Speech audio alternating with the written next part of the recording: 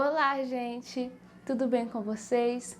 Neste vídeo nós vamos falar sobre denotação, conotação, polissemia, ambiguidades, tá? Então, se você tem dúvida sobre esses conceitos ou se você não consegue entender muito bem eles, eu te convido a assistir esse vídeo até o final para você não perder nenhuma informação que possa ser preciosa aí no seu estudo e na sua aprendizagem sobre esses conceitos, tá? Primeiro quero dizer que esses conceitos estão dentro de uma área de língua portuguesa chamada semântica, tá? Semântica é a área do saber que estuda a significação, a relação das palavras com o mundo e a produção de sentido que os falantes atribuem na linguagem verbal.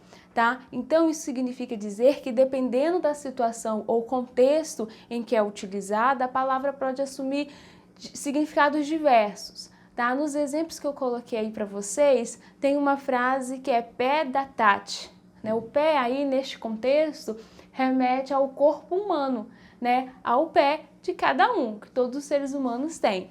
Beleza? Já na segunda frase, pé da cadeira, já está remetendo aí o pé de um objeto, né? Na verdade, uma parte do objeto. Então veja que pé de uma frase significa o corpo humano, mas na outra não. Na outra está remetendo ali a uma parte do objeto, né? Que no caso é a cadeira, tá? Então isso significa que a palavra em diferentes contextos pode ter diversos significados. E esse significado, esses sentidos que são atribuídos em diversos contextos, a gente chama do estudo da semântica, tá? O estudo do sentido das palavras, beleza? E ele pode ter o sentido tanto denotativo como conotativo. O denotativo a gente se refere ao sentido real da palavra, tá? Ou seja, o sentido literal. Então na frase eu ganhei uma flor, essa flor aí está remetendo à flor mesmo, né? Ao ser vivo ali da natureza, né? Ou seja, a flor está sendo usada no seu sentido real, no sentido literal da planta flor. Né? Muitos professores fazem a relação de denotativo com o dicionário, né? Para alguns alunos aí lembrar do conceito real, do conceito literal. Porém, os dicionários mais atuais já têm colocado aí nos seus conceitos o sentido conotativo, tá? Por isso que fazer essa relação com o dicionário é um pouco perigosa, né? Esse conceito é um pouco vago por causa dessa questão que os dicionários atuais já estão trazendo tanto o sentido denotativo quanto o sentido conotativo, tá? Mas você que está estudando semântica, você precisa ter em mente que denotativo, então, é o sentido literal, o sentido real, o seu conceito mais usual. Então, na frase eu ganhei uma flor, flor está no conceito mais usual da palavra, ou seja, no seu conceito literal, que é diferente do sentido conotativo, tá? Que aqui a gente abusa e usa das figuras de linguagem, tá? Então, as figuras de linguagem, ela parte do sentido conotativo das palavras, tá? Então, na frase minha mãe é uma flor, no caso aí, a flor não está no seu sentido da planta, né, no seu sentido literal, e sim no sentido conotativo. Há uma metáfora aqui, há uma comparação implícita da mãe com a flor, né? Então eu posso interpretar que a minha mãe é delicada, tanto quanto uma flor, que ela é bonita, que ela é cheirosa, né, que ela é sensível. Então, minha mãe é uma flor, flor aí no caso está no seu sentido conotativo, no sentido figurado, porque flor não quer dizer que é a flor planta, e sim apenas uma comparação entre a mãe e a flor, beleza? E para a gente colocar em prática esse conteúdo teórico, eu trouxe aí uma questão, né, que tem aí um trecho da música de Bruno e Marrone. Choram as rosas, porque não quero estar aqui, sem seu perfume, porque já sei que te perdi. Né? Esse enunciado em negrito, choram as rosas, para você está no sentido denotativo ou conotativo? Né? Seria aí a letra A ou a letra B? Já escolheu a sua letra? Qual que é então? Letra B de bola. Né? Choram as rosas está no sentido conotativo, porque está no sentido figurado, né? Ou seja, tá aí dando uma personificação para as rosas, como se as rosas pudessem chorar, né? Então a gente vê uma personificação das rosas. As rosas aí não está no seu conceito mais literal, e sim está no seu conceito figurado, né? Elas têm aí uma ação de chorar, assim como os seres humanos. Então veja que choram as rosas está no seu sentido figurado, isto é, sentido conotativo, tá bom? Questão 2. Também um trecho de uma música, dessa vez do Tim Maia, uma música muito famosa. É primavera, te amo, meu amor. Trago essa rosa para lhe dar. Trago essa rosa para lhe dar.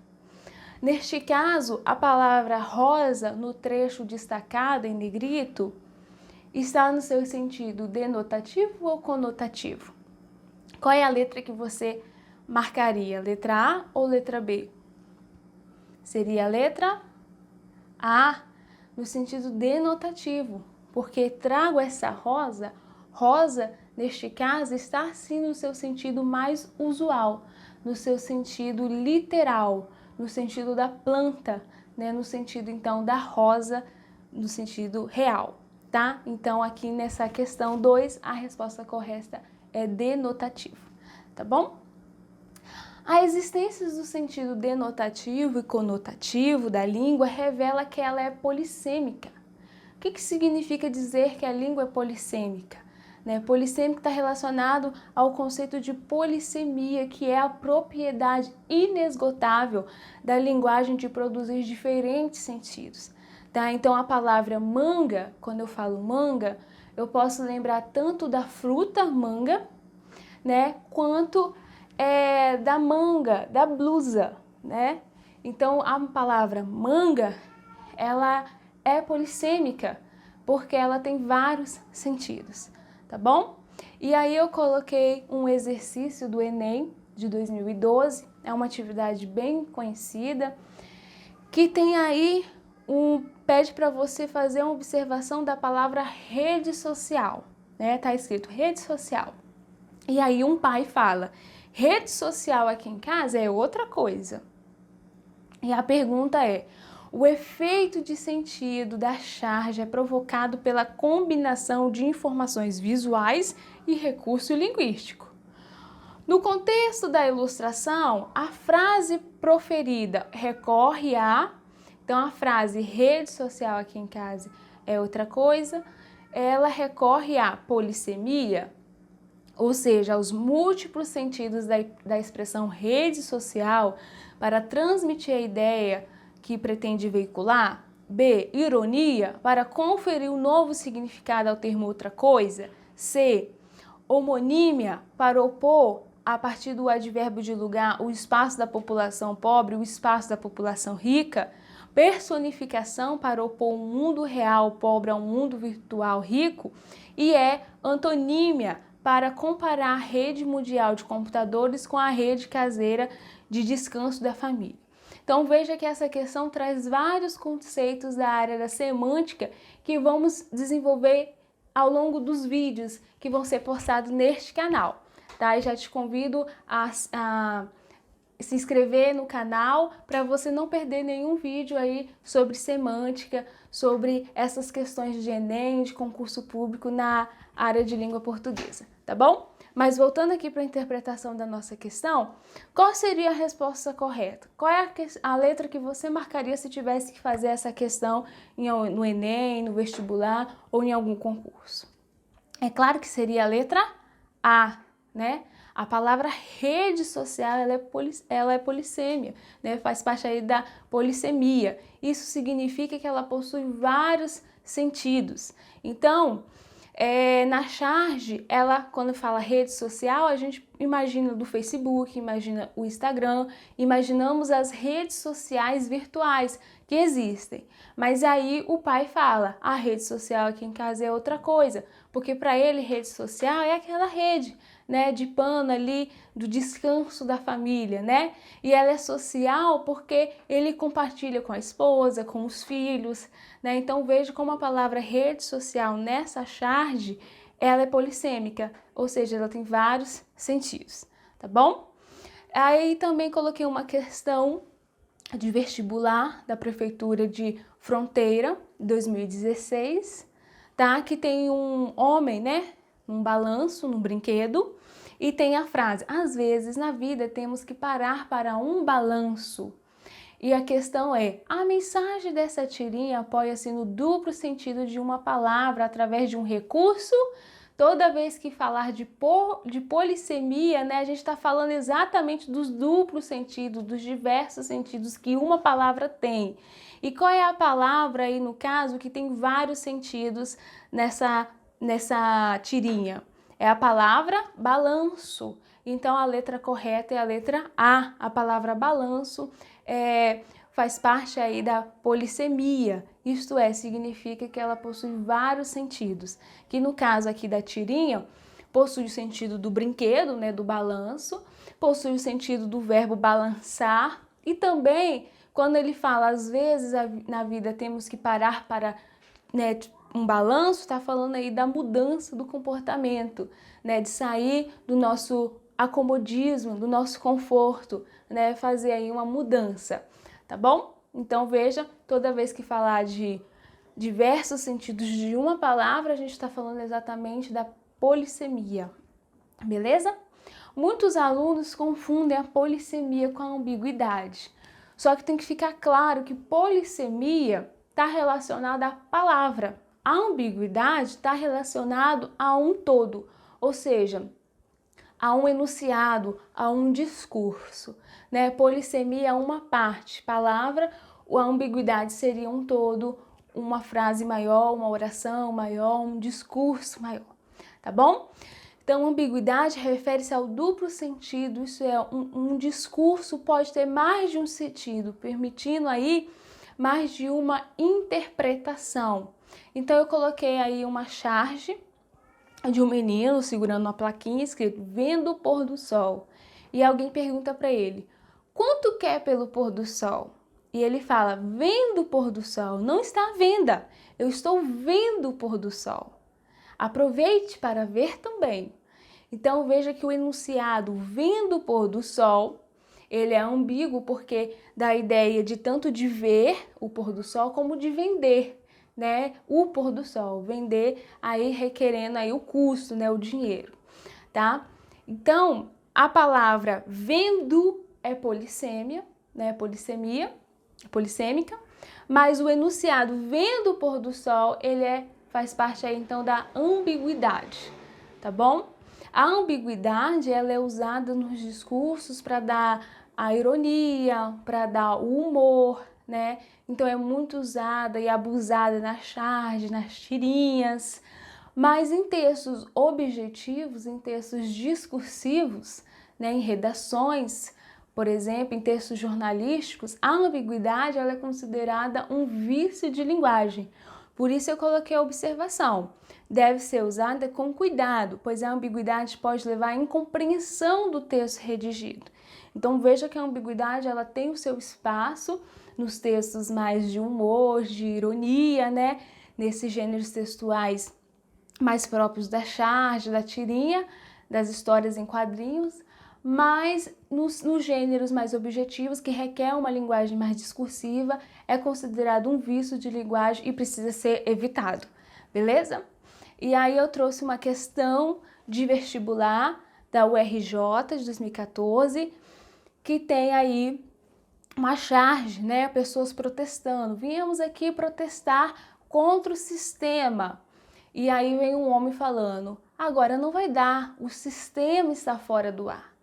Então veja que há uma ambiguidade aí na charge. E a questão pergunta exatamente isso. O sentido da charge se constrói a partir da ambiguidade de determinado termo.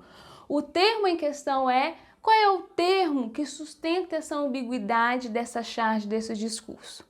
É o termo, letra A, fora, B, agora, C, sistema ou D, protestar. Qual dessas letras você marcaria? O correto é a letra C. O discurso ele é ambíguo e a palavra que sustenta a dupla interpretação é sistema.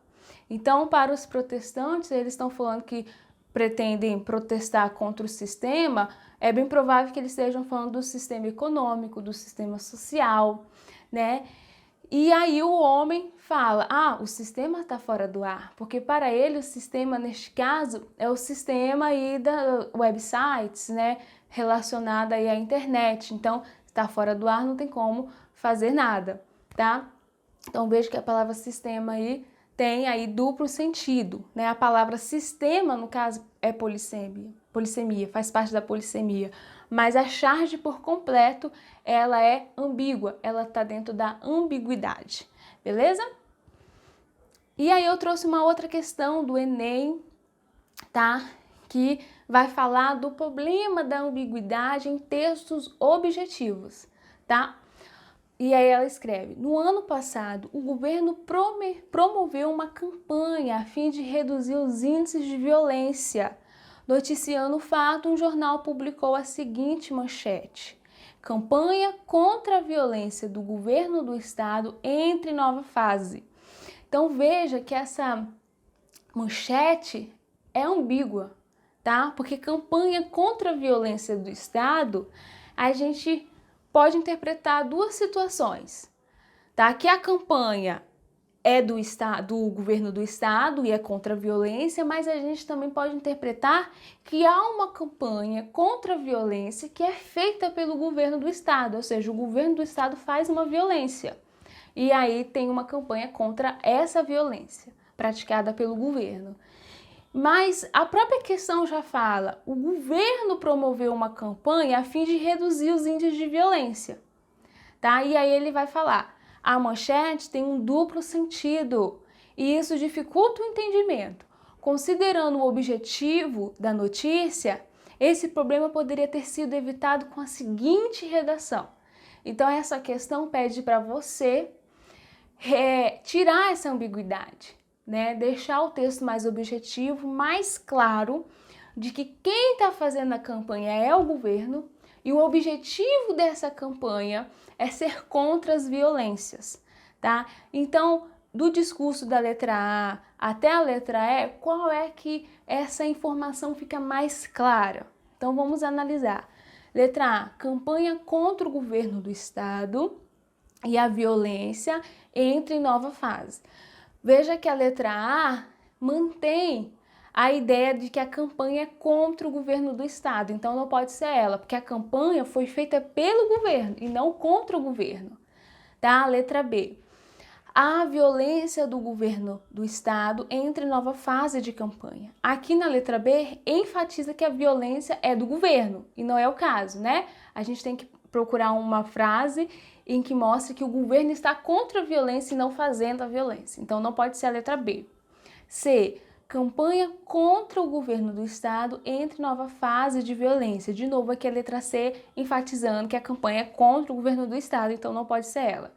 D. A violência da campanha do governo do estado entra em nova fase. Aqui, de novo, enfatiza que a violência é feita pelo estado. E, então, sobra a letra E. Campanha do governo do estado contra a violência entra em nova fase.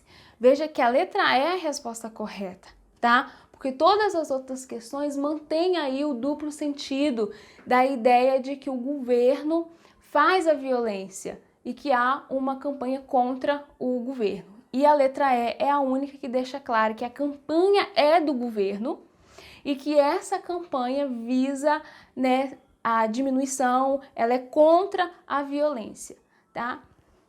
Beleza? Então, para resumir tudo, polissemia é uma palavra que tem diversos, né, diversificados sentidos. A ambiguidade é as variedades de interpretação de um discurso, tá? E eu espero, assim, que você tenha gostado deste vídeo, que este vídeo tenha esclarecido alguns conceitos da área da semântica. Se inscreva no canal, clique no sino para você não perder nenhuma notificação de vídeos novos como esse. Abraço!